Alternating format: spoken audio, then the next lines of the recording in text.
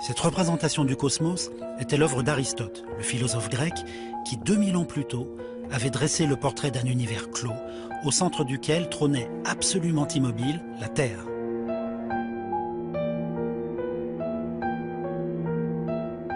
C'est un autre grec, Ptolémée, qui en avait expliqué le fonctionnement.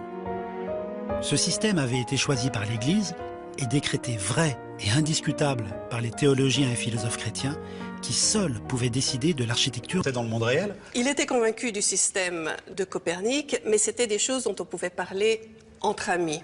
Il n'aurait jamais pensé d'enseigner quelque chose qu'il n'avait pas démontré.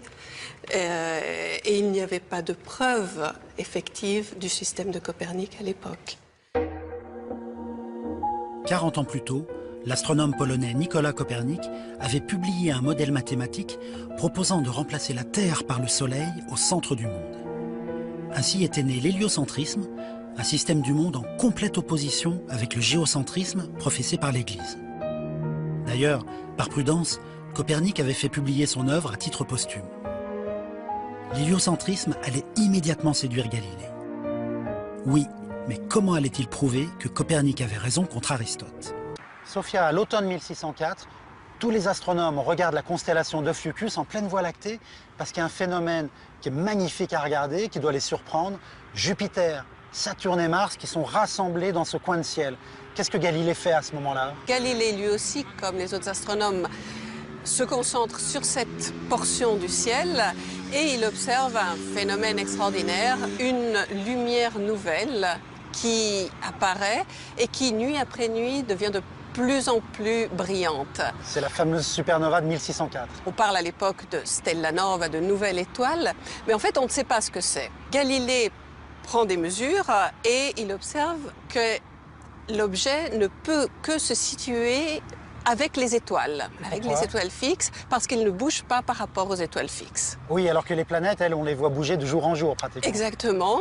Il prend note de la chose et il tient 3 leçons publiques sur le sujet. Alors, le problème, c'était que simplement affirmer que un phénomène lumineux variable a lieu dans les étoiles fixes était une attaque violente contre le système d'Aristote-Ptolémée accepté à l'époque. Pourquoi? Parce que, d'après le système de l'époque, tout ce qui était au-dessus de la Lune devait être immuable, divin, parfait. Alors dire qu'il y a une lumière qui apparaît et puis qui peu à peu va disparaître d'ailleurs, était déjà une attaque violente. C'était seulement une observation. Pour Galilée, Galilée était en train de lire le livre de la nature.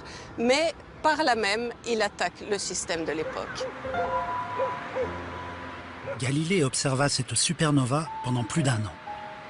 Située à plus de 20 000 années-lumière dans notre galaxie, la Voie lactée, son éclat affaiblit au bout de quelques mois et elle était donc invisible à l'œil nu dès mars 1605. Aujourd'hui, seuls les grands télescopes peuvent observer les cendres de cette étoile qui a explosé. Des cendres qui se répandent sur une vingtaine d'années-lumière. Sa fameuse lunette, en apparence, ça a l'air d'être un instrument assez simple. Comment ça fonctionne? Comment elle est faite? C'est un instrument très simple. Il s'agit d'un tube d'1,5 mètre de longueur environ, et à chaque extrémité, on trouve une lentille. Une lentille convexe, comme dans un objectif d'un côté, et de l'autre, une lentille concave, comme dans un oculaire.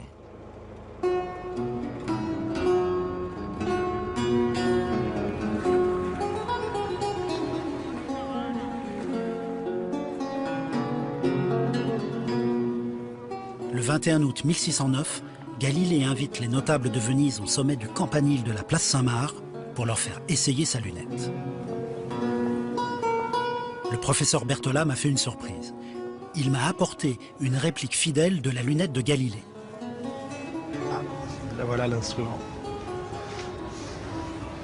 Avec son oculaire, son objectif. Le champ est minuscule, hein, minuscule. C'est difficile d'observer avec. Ah, c'est incroyable. Et effectivement, ça grossit une bonne dizaine de fois. L'image est assez lumineuse.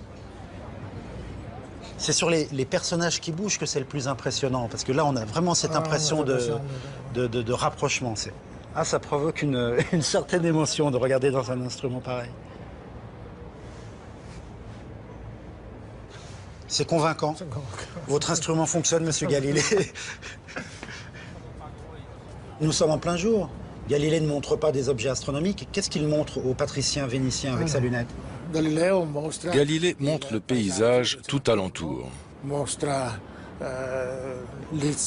Chioggia, les églises de Murano. On avait l'impression de voir les gens. On les voyait d'ailleurs sortir de la messe. On arrivait même à voir la basilique de Sainte-Justine à Padoue. Mais est-ce que réellement on peut croire aux images que montre la lunette? Le champ est minuscule, il y a des aberrations, l'image est floue, colorée. Est-ce que ces images sont acceptées par les gens qui les observent? Oui, certains refusaient même de regarder dans la lunette, tellement tout ça leur semblait impossible. Mais il est sûr que si le champ des images était tout petit et très réduit, les images vues étaient très réalistes.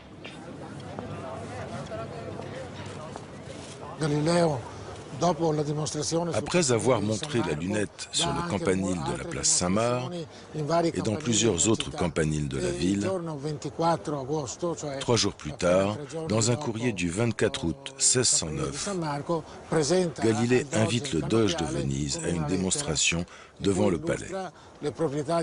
Galilée souligne l'intérêt militaire de sa lunette. Le doge semble conquis.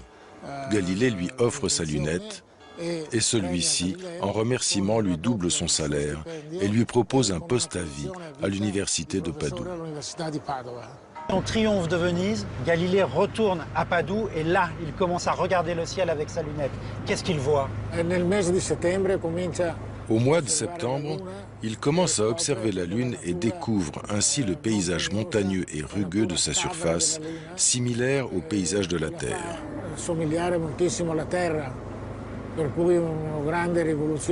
Il s'agit d'une grande révolution, dans le sens où, selon la théorie d'Aristote, la Lune était un corps parfait et lisse, alors que Galilée démontre le contraire. Il parvient même à mesurer l'altitude de ces montagnes. Ensuite, Galilée perfectionne son télescope et au début de l'année 1610, il commence à observer la planète Jupiter. Et à sa grande surprise, il découvre que Jupiter est accompagné de 4 satellites, qu'il appellera les 4 satellites médicéens. Il publie immédiatement ces résultats dans son œuvre Le Siderus Nuncius, une œuvre fondamentale dans l'histoire, non seulement de la science, mais aussi dans celle de l'humanité. Il publie aussi ses découvertes sur la Lune et sur la nature de la Voie lactée. Grâce à son télescope, Galilée découvre que la Voie lactée est constituée d'un nuage d'étoiles très denses.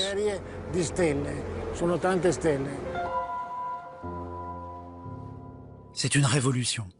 À l'époque, en effet, l'Église, suivant les préceptes d'Aristote, considérait la Voie lactée comme une sorte de vapeur qui montait dans le ciel pour y brûler.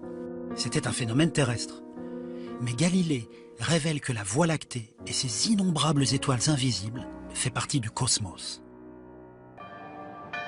En cette fin de Renaissance, Florence est la capitale du Grand-Duché de Toscane.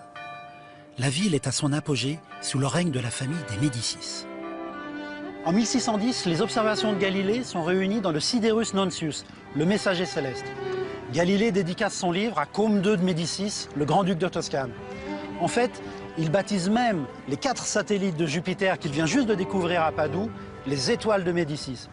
Alors s'il se fait courtisan, c'est que Galilée cherche un nouveau mécène pour pouvoir se consacrer complètement à ses recherches. Ça marche, puisque le grand-duc de Toscane le nomme mathématicien et philosophe à sa cour. La même année, en 1610 donc, Galilée quitte Padoue pour s'installer définitivement à Florence. Sarah, est-ce qu'on peut dire qu'à l'époque, le message céleste, c'est un livre de vulgarisation scientifique? Parce que quand on le lit avec 4 siècles de recul par rapport à Galilée, on a l'impression que c'est un livre qui est accessible absolument à tout le monde. On ne peut pas dire que ce livre soit un ouvrage de vulgarisation. D'abord, il est écrit en latin et donc s'adressait aux érudits. car le latin n'était pas à la portée de tout le monde. L'idée de la vulgarisation à l'époque n'a rien à voir avec celle d'aujourd'hui, car il faut bien comprendre qu'à cette époque, la grande majorité de la population était illettrée.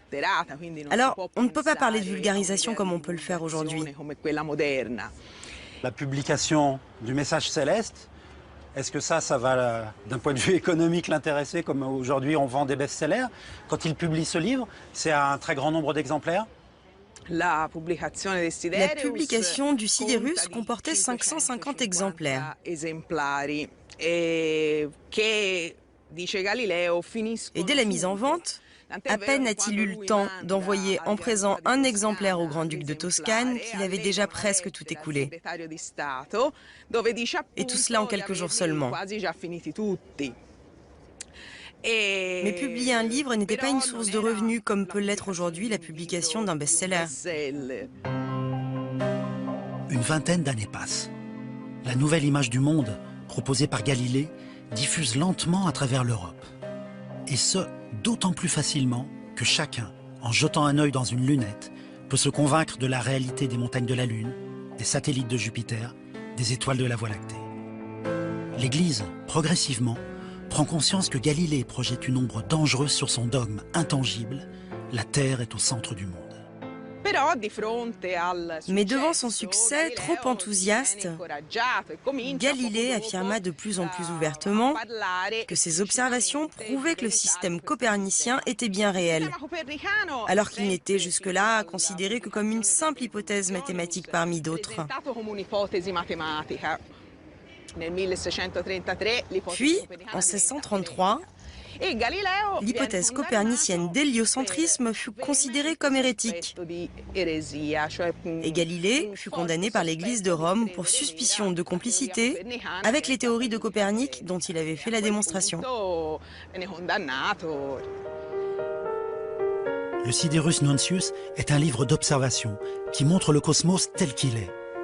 Avec le messager céleste, en démontrant la véracité de la thèse de Copernic, Galilée s'attaque aux philosophes et théologiens qui seuls avaient le pouvoir de décrire la nature. En 1633, Galilée fut condamné par l'Église de Rome à demeurer cloîtré dans sa maison d'Arcetri, tout près de Florence, accompagné de ses 4 disciples et non loin du couvent où se trouvaient ses filles. Condamnation plutôt clémente d'ailleurs, pas même signée par le pape Urbain VIII. Galilée put continuer officieusement à travailler et même à publier ses ouvrages en Hollande.